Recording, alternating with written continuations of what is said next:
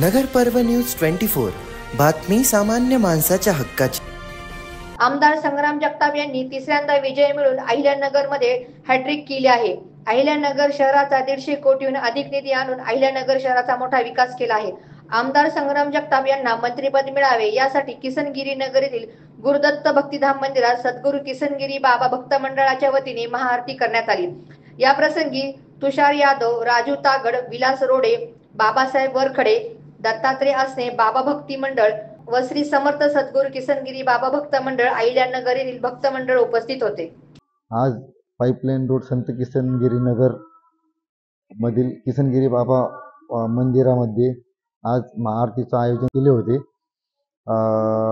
नगर शहराचे लाडके आमदार संग्रामभाई जगताप यांची तिसऱ्यांदा आमदारपदी निवड झाल्याबद्दल आज आरतीचं नियोजन केलं होतं आणि विशेष म्हणजे संग्रामभाई यांना मागील 5 वर्ष पहिले थोडक्यात मंत्रिपदाची हुलकावणी मिळाली होती, तर ती कसर कुठेतरी भरून निघावी आणि भाईंना कॅबिनेट मंत्रिपद भेटावं यासाठी नगरकर खूप आतुर आहेत आणि सर्वांना ती उत्कंठा बी आहे का भाईंनी 100% मंत्रिपद घेऊनच नगरला यावे।